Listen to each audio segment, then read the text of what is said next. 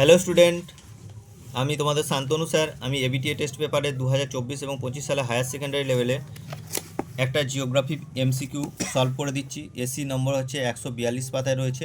প্রথম প্রশ্নটা দেখো, ভৌম জলের প্রধান উৎস কী? না, ভৌম জলের প্রধান উৎস হচ্ছে বৃষ্টির জল। বৃষ্টি বা তুষার বলা জল, এটা দুটোই কিন্তু অপশান আছে, দুটোই অপশান হওয়া ঠিক, কিন্তু এখানে বৃষ্টির জলটাকে তোমরা করবে।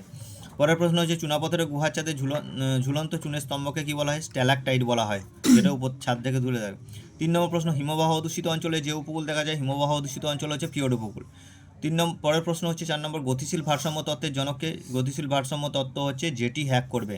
পরের প্রশ্ন, নদীর দ্বীপ ও পলল ব্যাচ নিয়ে গড়ে ওঠে যে জলনির্গম প্রণালী, সেটা হবে বিনুনি আকৃতি জলনির্গম প্রণালী। নেক্সট হচ্ছে, মৃত্তিকা জৈব স্তর কোনটাকে বলা হয়? এখানে এ বি সি ডি ছিল, এখানে ডিটাকে ও করবে। জৈব স্তর বলতে ও স্তরটাকে বলা হয়।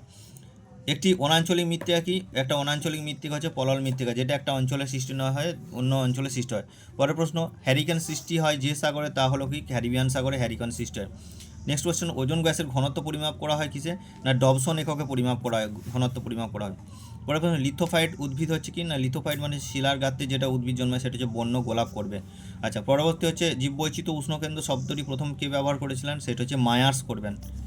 আচ্ছা, পরের প্রশ্ন হচ্ছে, খরাতে স্বাভাবিকের চেয়ে বৃষ্টি কম হয় কত? না, 75% যদি বৃষ্টি না হয় তাহলে সেখানে খরা সৃষ্টি হবে। পরের প্রশ্ন, তৃতীয় স্তরের কর্মীরা যে নামে পরিচিত, তৃতীয় স্তর মানে হচ্ছে পিঙ্ক কলার ওয়ার্কার, গোলাপি কলারের শ্রমিক বলা হয়। পরের প্রশ্ন, অপারেশন ফ্লাড যে বিপ্লবের সাথে যুক্ত সেটা কি? না, সেটা হচ্ছে শ্বেত বিপ্লব বা দুধ উৎপাদনের সাথে যুক্ত। নেক্সট প্রশ্ন, ভারতের প্রথম কাগজ কল কেন্দ্রটি হচ্ছে, সেটা হবে শ্রীরামপুর, এটা শ্রীরামপুর করবে। পরের প্রশ্ন হচ্ছে, বিশ্বে পোশাক উৎপাদন রপ্তানিতে প্রথম দেশ হচ্ছে চীন। নেক্সট প্রশ্ন হচ্ছে, বিশ্বের দীর্ঘতম রেলপথ হচ্ছে ট্রান্স সাইবেরিয়ান। পরের প্রশ্ন, বিশ্বের বৃহত্তম আখ উৎপাদক দেশটির নাম হচ্ছে ব্রাজিল। নেক্সট প্রশ্ন, ভারতের উর্বর সমতল ভূমিতে যে বসতি দেখা যায় সেটা হচ্ছে গোষ্ঠীবদ্ধ বসতি হবে। নেক্সট প্রশ্ন, অতীতে স্বাক্ষর বহনকারী মৃত নগরকে বলা হয় নেক্রোপলিস, যার পর আর নগরে বিস্তার ঘটবে না। নেক্সট প্রশ্ন হচ্ছে, ছত্তিশগড়ের প্রধান শিল্পটা কি? লৌহ ইস্পাত শিল্প। প্রশ্নগুলো আমি করে দিয়ে গেলাম, এমসিকিউগুলো, এসিকিউগুলো পরে করে দেবো।